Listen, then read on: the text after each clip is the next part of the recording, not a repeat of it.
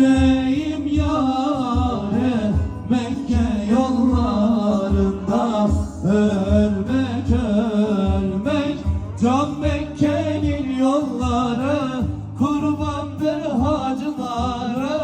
Dağları aşıp gelsem, zemzem suyundan içsem, emanet canı canı nurlu diyarda versem.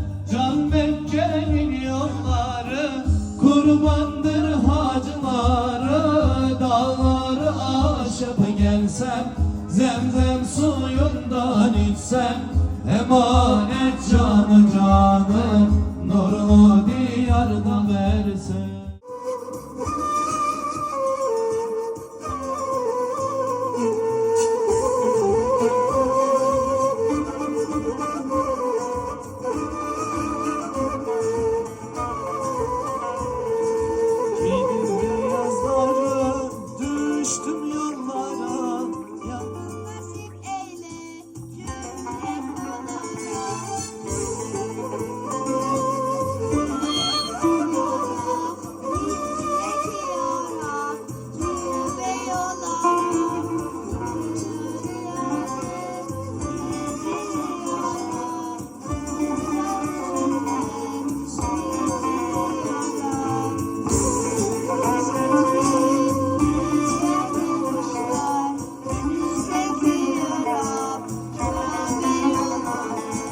Alkış yok mu?